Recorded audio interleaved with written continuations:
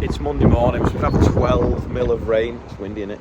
We're supposed to have had 12 mil of rain today. We've had half a mil overnight, but the wind's obviously blowed it off. And I think that we can go cutting straight away and just keep going until the rain completely stops us. We've got 20 acres that floods and about 15 acres around the corner for it. If we can get them done, that's a good start because they're separate to everywhere else. And we've just got the land in Cronton and over the river left to go on the spring barley. So I think we get the combine and we just go. Right, I'm on this today. I've decided. There isn't many days of the year that you can even contemplate going combining before 9 o'clock, 10 o'clock in the morning. And it's not even 8 o'clock yet and we're going out. But this wind is really drying, but unfortunately it is bringing the weather in. This is another one we cut last night. We got another 2 done after I edited. Anyway, I'll grab the header and we'll go. This is the field that had the flood all the time coming off the motorway. And can you see there? Pigeons have totally grazed that patch. 11 minutes past 8 and the header's on. He goes that way. I'll back up where he's come from, put the header along the hedge. Always important to put the header trailer facing the right direction. Put it the wrong way around, you can't drop the header off.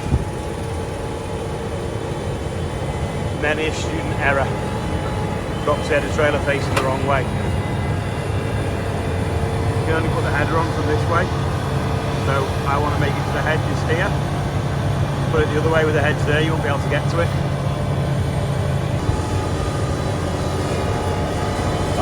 Now and then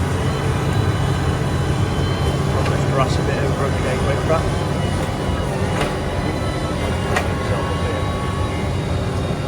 Not paying attention.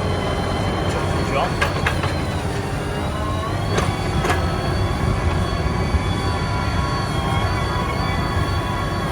Because it's got a steering axle, the header trailer, you can't turn as tight as you want. Look at all them pigeons just eating it all now. Ah! Morgan's got the aero on, he's just mixing a batch of seed now. Morning.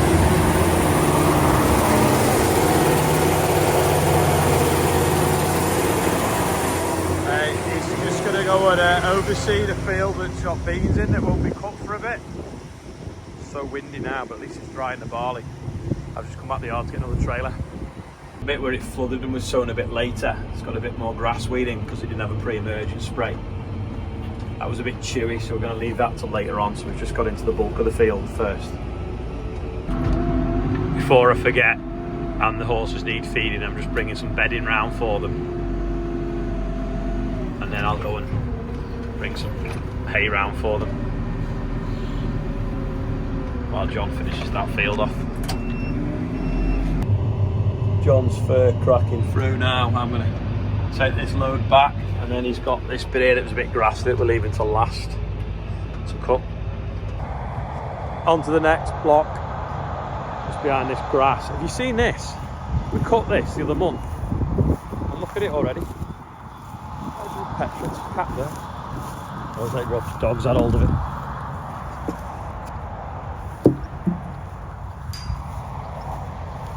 If you look at the satellite picture there, everyone around us is getting rain, and it's 11 o'clock now. We've got an hour and a quarter to cut this block here.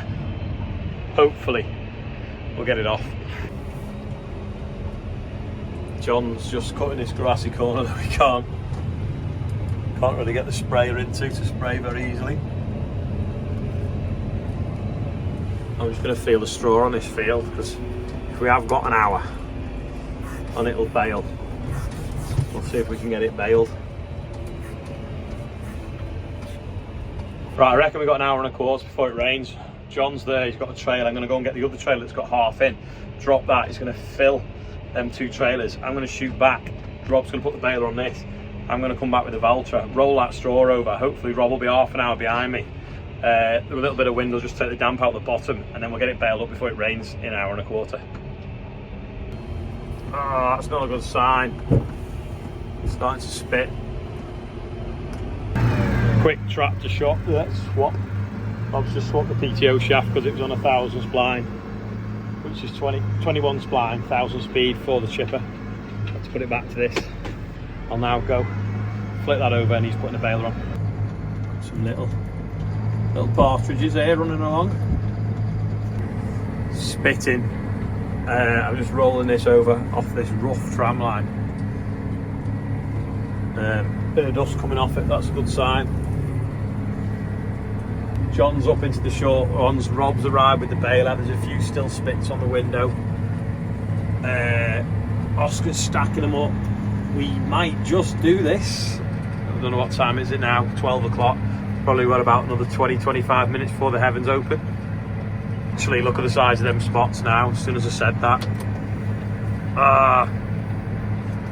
We'll keep pushing on until the moisture goes up on the baler. 12:08. I'm just flicking this up where it's here. There's still, you can't really see from the trees, maybe really windy. So as fast as it's landing, it's drying off my mud guards and the bonnet. We've got 1, 2, 3, 4, 5, 6 or 7 rows left to go. The rain has completely set in, but we've decided that we can take the load back and put it on the drying floor anyway. So we'll have the field cleared. Morgan's out already with the quad track, working the field around the corner. He'll get onto this hopefully before it gets too slippy. Get it done, and then this one can be drilled as well. Yeah, 6 minutes early, chucking it down, but we'll scoop it up. It's actually eased off again now, and look at the trees. I think the camera's taking the shake out, but it's blowing an absolute gale, so it's nearly drying off again, the bonnet. 12:22, it's now dry again. Rob's got 4 rows to go, so I think we've done it. We'll just cart that back, like I say, blow it overnight on the drying floor, and another 20 acres cleared. John has got finished with the combine, so that's, what have we done this morning? 35 acres maybe. That's not bad for before 12 o'clock, isn't it really? Pop the rake off, take that trailer to Oscar. Oscar's going to fill that up. I'll hitch up to one of them grain trailers, take one of them back in the combine, come back for the other one, or come back for the load of straw, and we move the header. What we've just done, 35 acres, like I say, this morning. The important thing is though, it's another 2 blocks cleared that are out on their own, and that field's cleared that we want to get some cover crop drilled into it as well. So if Morgan gets across with the quad track in an hour, gets that ripped up, drills it before the heavens completely open, which is supposed to happen later, that will start growing today and get itself established. Because next week we're supposed to have really high temperatures and 11 days dry weather. It won't grow much in that unless it's had a watering. Morgan's ripping this one up now.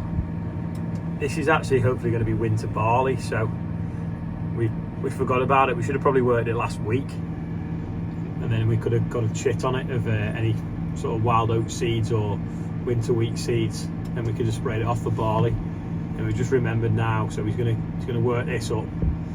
We'll let it start to green over, probably roll it, might get a second chip from the rollers might encourage, and then we'll drill the barley, then spray off after we drill the barley is the plan. But we'll be drilling in the next sort of 3 or 4 weeks now, maybe the next 2 to be fair. I'll go and get this other load of grain back from the field, and then I'll probably put the flail on and come and flail this around the edge. Still not really raining completely. I just jumped off then to couple this trailer on. When you kick underneath the top layer of soil, it's still dry underneath. It's only just dampened the dust really. Putting the flail on, and now the the fence have a big top link wall on the front, and this thing doesn't. I have to run around the yard trying to find one. Quite a lot smaller to be fair. I'm just running around with the flail. Morgan is on the quad. It's still dryish underneath, but it would be greasy on top if it wasn't for the fact he's on tracks. But it's doing a nice job. We should have this finished in the next 25 minutes, half an hour. We did hope that we'd get it drilled, but maybe not. We'll see how wet it comes. This is where we did the headland pass first. Oh, it's still dry underneath. Maybe you can. Something seems to come amiss with the belts on the front. So I don't know whether they've come off or it's because I started up with the revs on too high or what. But I can see one on the side of the guard, so I'll take it back, take the guard off and see what's going on. What's wrong with it, isn't it? No, you get 6. That's why it's failing, isn't it? Because there's been a belt or 2 missing. What did you pick up last time? On 6 on it, otherwise it'll fail again. Yeah, your week delivery as well. These belts had come off, but there was only 5 on instead of 6 because that pulley is not in line with that one. So it's a cone fitting. So you tighten it up and it pulls itself tight to the shaft. If I take them out of there and put them in there, wind them in, I can release that, slide it back, and then tighten it back up again and realign these pulleys so we can put 6 belts on instead of 5. Right, I've wound them in, so that's released that off there. And if I slide it backwards now, I can then move the bolts to them holes, tighten it back up, and it'll clamp back on. Because the inside of that, I'll draw it to you. The inside of that pulley is shaped like that, and then this collar is also shaped the same. If you take the bolts out and put them in other holes where there's no thread, it pushes the top one off and it releases. And then to tighten it up, you put them back in the holes where they are, and it pulls the 2 cones together. So that cone then pulls down over this one and collapses it, shuts that gap up and clamps it onto the shaft. So I've just adjusted it now, but that's the shape of them inside, if you get makes sense. Sounds like Morgan's back.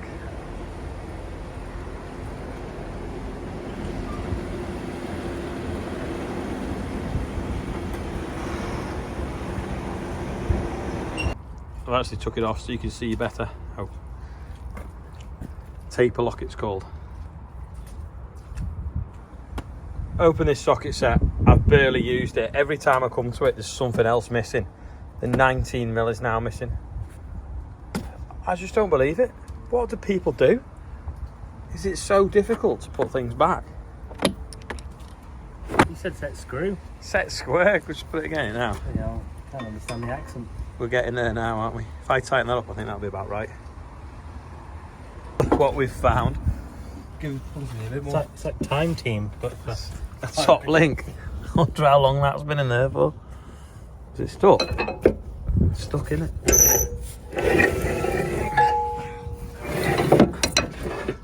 It's a girl.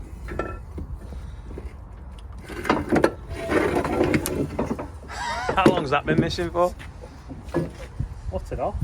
It's a Valtra one, isn't it? Yeah. Well rusted up. Yeah. This is all fixed, ready for tomorrow now. You can tell that someone's been washing the discs off. I think it's been snowing.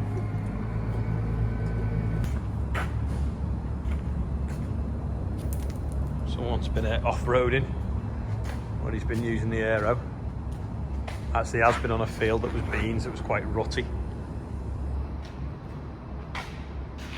Looks smart that. I wonder, can we tea-cut that back to that colour? Or was it always a bit more orange than red? I suppose it probably was, wasn't it? Come on. We're just stacking all the tractors in the shed overnight. That needs pulling forwards, that MB track. Got a foot in front of it, but the lights have been left on. They probably won't start. Anyway, Alex Cottrell's 22, Tony Rayner's 81. Oh, he's giving up. Rob Davies is 60, Stan Tudor's on there. Another Rob Davies is 65. I don't think it's the same one because the age is different. Julian Coleman is 54. Roger George Hughes is 21 plus 65, so what's that? 86, is it? Isaac Donohue's 7, and Kane O'Donovan is 8. And it's £74,935 raised for the North West Air Ambulance. Happy birthday everyone on there, and anyone else whose birthday is today. Early finish today, 10 to 6. After the video last night, we got on and got a little bit more done. this morning, like I say, we've managed to push on, get a bit more cleared. So not a bad day for a wet day. It's obviously wet now, but it has stopped raining. So we'll see what tomorrow brings. Looking dry as well. So that's it for today. Thanks for watching, and I'll see you tomorrow.